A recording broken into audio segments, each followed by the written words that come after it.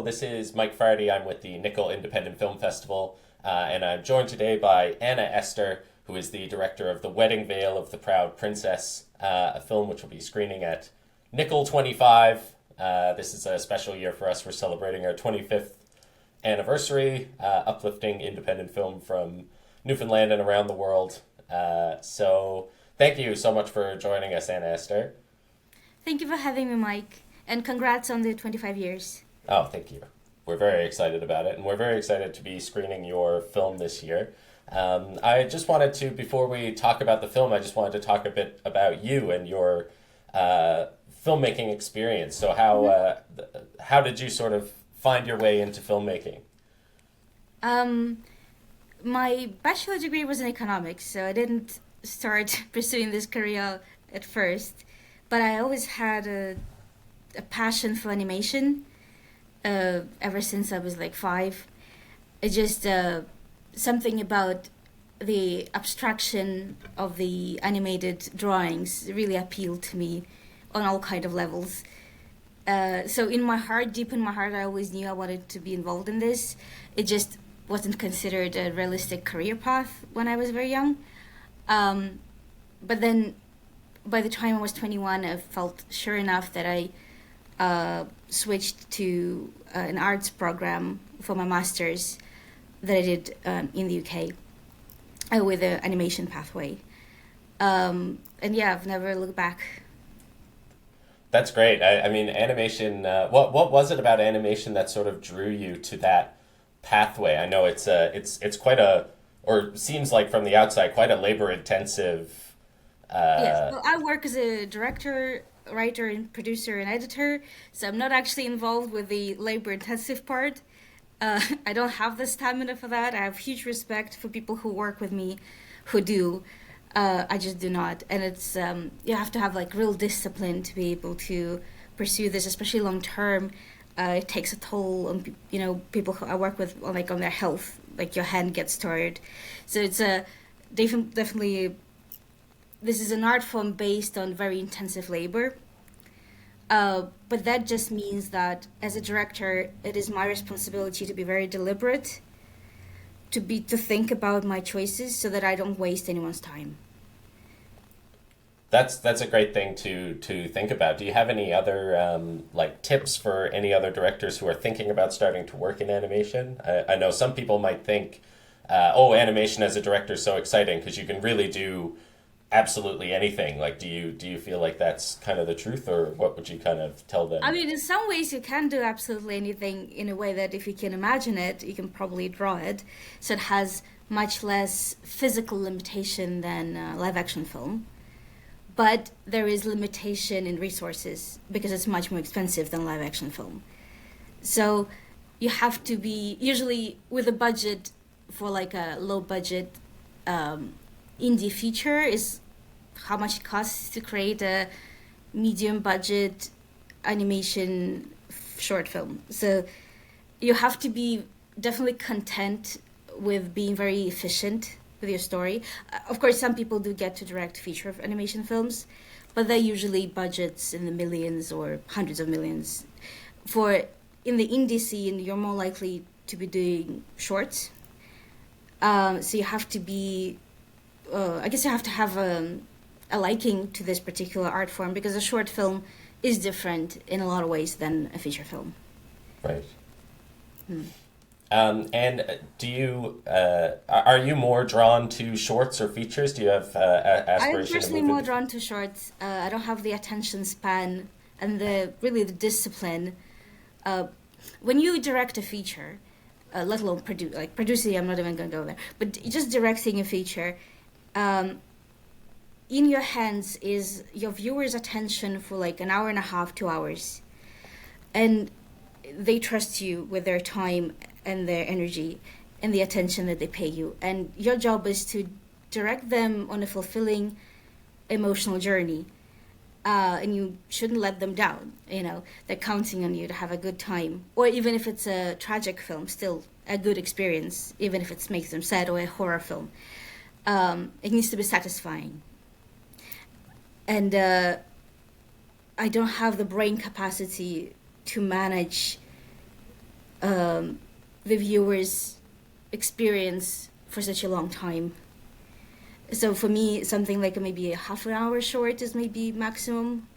Maybe in the future when I get older and get more brain space, I'll be able to, but at the moment, just not a possibility. Yeah, that's. I mean, it's great. It's nice to be able to focus so tightly on an idea too. I think there's a lot of it's.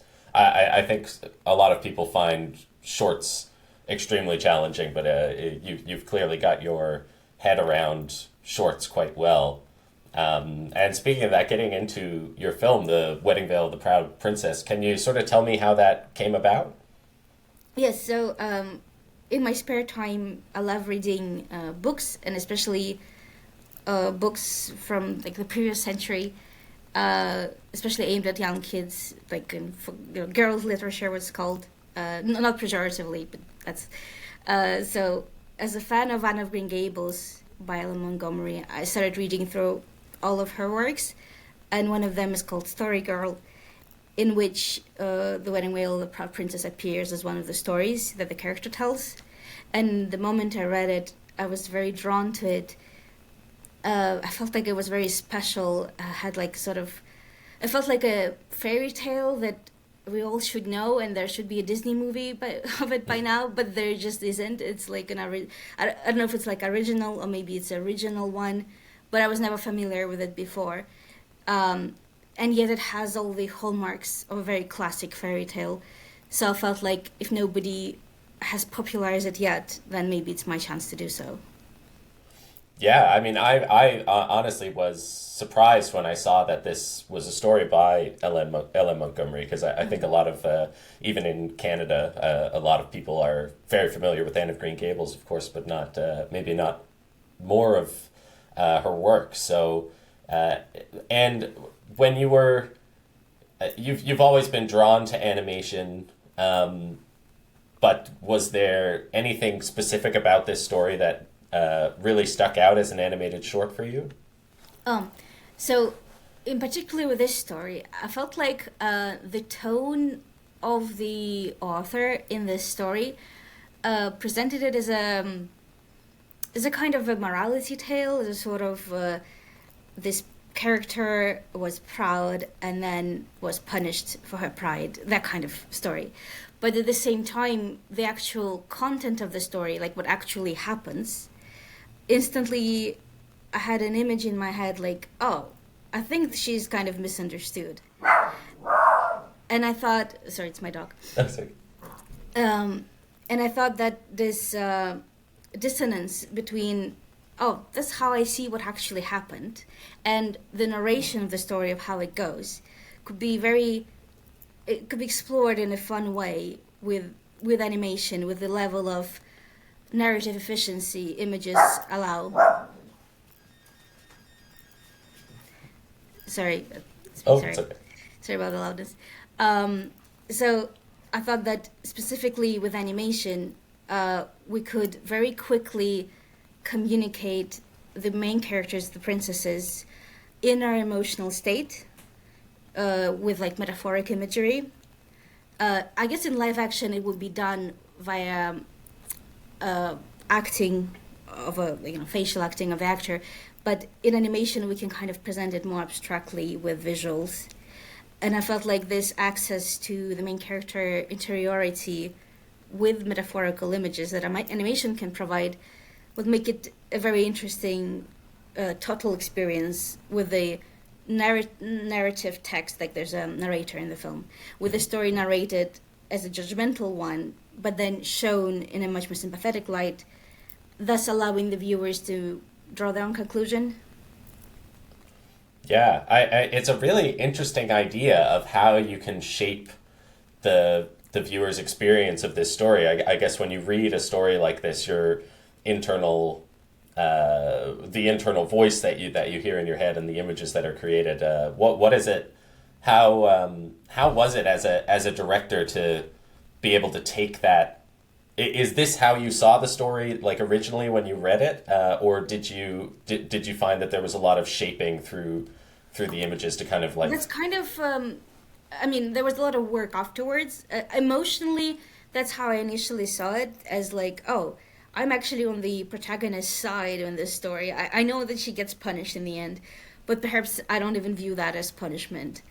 Um, so I saw it as that, and then thought perhaps with animation I can convey that while also allowing for the literal narration of the story that the narrator provides is almost exactly LM Montgomery's text with just a few reductions for brevity. So without, I didn't want to change anything in the story, but I wanted to show that with these facts that are presented this way, there's also an alternative reading of them.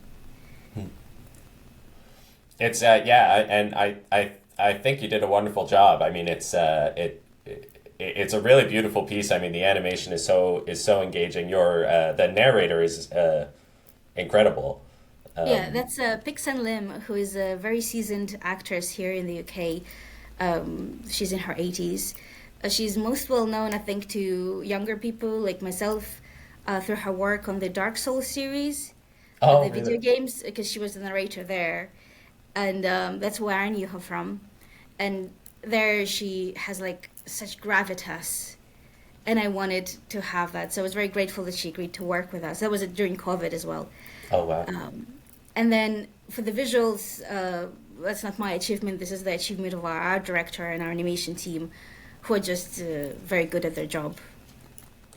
Well, yeah, it's an excellent collaboration. I think yeah, I'm very excited to show this at the festival this year. I think our audience is going to love it, and anybody who's watching, this film is going to be playing on June 18th, Wednesday at 9 p.m. at the LSPU Hall.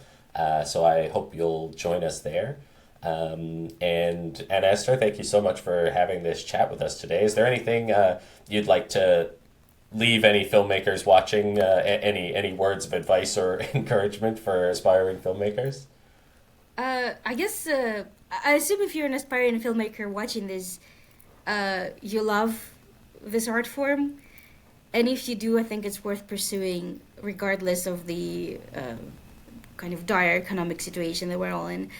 Just because films mean so much, I think, to a lot of us, and it's such a good way to connect with people all over the world. So I'd say people should carry on, however they can, out of passion. That's great. Thank you so much, Anna-Ester. Thank you for having me. Okay, and I will stop us there.